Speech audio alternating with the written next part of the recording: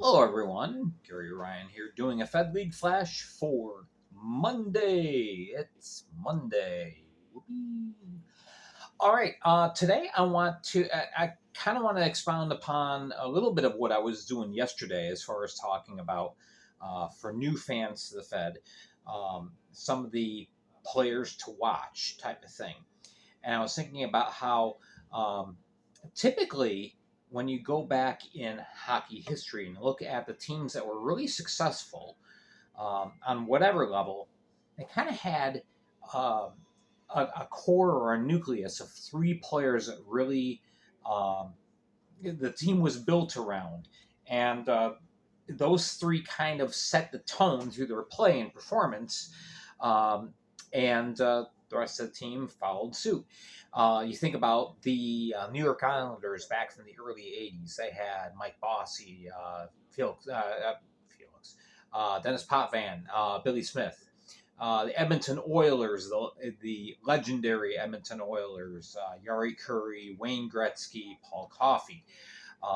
More recently, you had the back-to-back championships by the Pittsburgh Penguins. You had Crosby, Malkin, Marc-Andre Fleury.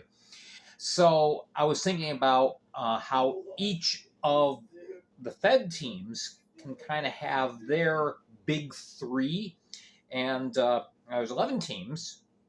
Got less than 15 minutes to do this, so I figure I got 1 minute per team to do this. So we're going to kind of go rapid fire, but especially for the new fans who are in with Phil and Baton Rouge, or maybe you're in a market that's had a team for a few years and you're just kind of catching on now, um, getting into the Fed.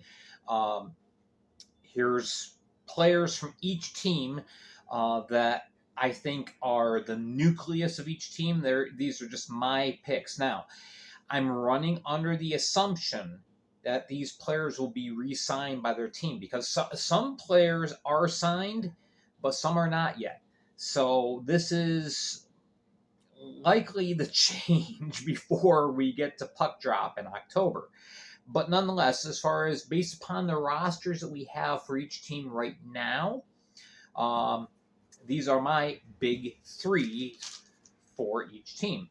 And we're going to go alphabetically with the teams. So, first team, Baton Rouge, the Zydeco. Um, big three, Parker Mescal, Kyle Powell on defense, Boris Babick in goal. Parker Mescal, immense scoring talent. In 100 games played, he has amassed 65 goals, 111 assists for 176 points, 1.76 points per game. Also, he's clutch. 12 of those goals are game-winning goals. Excellent offensive talent. He's going to make everything go for the Zydeco. Yeah, I rhymed. Okay, defense, Kyle Powell, 4-time Defensive of the Year in the FPHL. 292 games played, 51 goals, 289 assists, which that assist total is fourth on the all-time points list, or the all-time assist list. He's number 7 on the all-time points list with 340 points. He's a plus 75 in his career. Boris Babick, 16, 6, and 3 last year for the Carolina Thunderbirds. Now playing for the Zydeco. 3.18 goals against, 911 save percentage. He was probably the best backup goaltender in the Fed last year. And now he's got a chance to be the number one guy. All right, for Binghamton, we've got Connor Smith. I'm choosing a young guy. Connor Smith only played in 6 games last year, 5 goals, 3 assists, 8 points. 2 of those goals were game winners. Here's a guy who just finished his college career, scored 100 goals in college.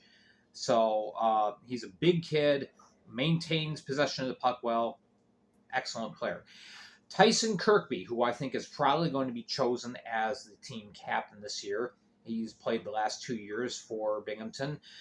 64 games played over 2 years, 39 goals, 53 assists, 92 points, 244 shots on goal. He's a heart and soul kind of guy. And then in goal, we have Taylor Joseph. He's played in the AHL, so here's hoping he gets re-signed. 11, 2 and 2 last year with a 3.06 goals against and a 910 save percentage. All right, for Carolina, for the Thunderbirds, three guys that make things go. Josh Keplinger, 76 games played. He's scored 46 goals, 55 assists, 101 points, 8 game-winning goals. He's plus 67, which that's a fantastic number for a forward. But wait, there's more. Not to be outdone, one of the famous Czechs that Carolina has, Peter Panicek. This guy is clutch as you can get. 175 games in his Fed career, 76 goals, 136 assists, 212 points. He's a plus 111 as a forward. Fantastic number. And then you have one of the other Czechs on defense, on the blue line, Jan Salak. He's been around a while, 258 games played in the Fed, 105 goals for a defenseman, 191 assists, 296 points. So he's like a 1.1 point per game defenseman. 18 game-winning goals in his career and a plus 191 to boot. All right, going to the second line here for the Columbus River Dragons. These three letters, I mean, that's what you're going to see. When you're watching games on YouTube, that's what you're going to see the team designated as. So Columbus is CRD, Columbus River Dragons. All right, Jacob Kelly had a fantastic rookie year last year, 54 games played, 39 goals, 33 assists, 72 points, is a plus 44 and 254 shots on goal. He's a little speed demon. He can play special teams. He can play 5-on-5. Plays great in all situations. On defense, Lane King. He has 146 games played in his Fed career, 40 goals, 152 points, 152 assists, 192 points, a plus 100 as a defenseman. Excellent puck carrying, quarterback type of player. And then in goal, Brennan Colgan. He is a rising star. I hope he plays in the Fed this next year. He could play at a higher level and play very well. But anyway, in his 2 years, he's 36, 9 and 3, 7 shutouts. That leads everybody. 2.29 goals against, a 925 save percentage. Excellent numbers. Danbury, the hat tricks. We have Johnny Ruiz. He is the captain. He is the heart and soul of the team. 167 games played in his Fed career, 119 goals, 210 points, 23 game-winning goals. Very unselfish player. Yes, he scores a lot of goals, but he looks for his teammates first. Then we have last year's playoff MVP, Michael Marchesen. He's got 49 games played in his last year, 34 goals, 24 assists, 58 points. In the playoffs, 10 games played, he was 8 goals and 13 points with 40 shots on goal. So, yeah, he's a big-time performer. And then in goal, we have the ever-reliable Brian Wilson, another AHL caliber goaltender. 49 games, in 2 years, he's got a record of 42, 10, and 5, a 2.8 goals against, and a 913 save percentage, plus 3 assists. So he can chip in some offense too. Elmira, you've got forward Marquise Grant-Mentis. He's only played 1 year plus a part of a year, but this is a high-energy guy. 45 games played, 47 points. I'm thinking easily he scores 70 points this next year. On defense, you've got Cam Yarwood, who was just obtained in a trade. 183 games played in his Fed career, 163 points and a plus 79, and he's a real good locker room guy as well. And in goal, you have the newcomer Spencer Kozlowski, who played last year with the Delaware Thunder.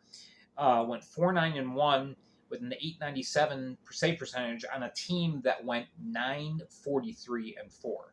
So that tells you how important he was to Delaware Thunder. Looking at Mississippi now. It's three forwards. They played on the same line a lot. Yanni Lariakos, who was second in the league with scoring last year with 105 points. He's got 25 power play goals in his career, 322 total points. You have the speedster Jake Raleigh, who scored 5 shorthanded goals this last year, 56 points in 55 games. And my favorite name, Yaroslav Yevdokimov, leading goal scorer last year, 52 goals in 50 games plus, and 101 points to boot. So those three often play together. Big time offense. All right, Motor City, the Rockers. Scott Koash on the forward. He's played in the SP before. We'll see if he comes back to the Fed, but he's going to make the team go if he is indeed back. 52 games played last year, or in his career, 73 points, 7 game-winning goals. On the blue line, you have an absolute rock in Dante Suffredini, 61 points in 94 games played, but he just doesn't put up offensive numbers. He's solid in his zone as well. And then in goal, one of the big names in goal, Trevor Babin, 27, 37, and 4, primarily with weak teams, but last year he got some playoff experience. He's saved 2,700 shots in less than 4 years, 902 save percentage, and he's feisty too, 163 penalty minutes. For the Prowlers, you've got Dalton Jay. He is the third leading scorer all time in the Fed, 225 goals in 336 games played. He's amassed 1,684 shots on goal in his career. If he returns, Tucker Scantlebury. This guy can take over a game big time. He did in the playoffs last year. A natural hat trick in 2 minutes and 23 seconds. 24 games played, 14 goals, 27 assists. And again, he's just one of those take charge kind of guys. And in goal, Chris Paulin, who is the active leader in wins in the Fed with 51. And it's got a 3.45 goals against, a 909 save percentage. Stalwart brick wall. For Watertown, the three that I am picking to really make the team go, Alex Susi comes back after taking the majority of a year off. 39 games played, 19 goals, but 9 of them are on the power play, so he's a power play specialist. He also can stand up for himself as well, 195 penalty minutes. He's a big guy, too. On the blue line, Dustin Henning, who is second all-time in games played, or on the active list, 373 games played in the Fed. He's amassed 134 points, and he's just a very, very steady presence on the blue line. And then Trevor Lord, battery mate perhaps, on the blue line, 59 games played, 35 points, 252 shots on goal in 59 games for a blue liner. It's amazing. And finally, we have the Withville Hoosiers. Probably the last time I get to see that. But anyway, their big forward is Houston Wilson, who amassed 45 points in 52 games with the Delaware Thunder last year, including 3 shorthanded goals. You have a newcomer on the blue liner, Brad Arnott, who played in the GMHL, which is Junior A. Got 38 points in 40 games, so he's looking like a Paul Coffey type of player. And then in goal, you have Christian Pavlas, who's got the best goals against record, goals against for any season in history with a 177. Overall, he's a 2.90, and 46 wins in his career. So there you go. Here's what you're looking at. Here's your big three for each team, at least how I see it. Let me know what you think. Leave a comment down below. Hit like and subscribe. And we will catch you again very soon on Facebook. Thanks for watching.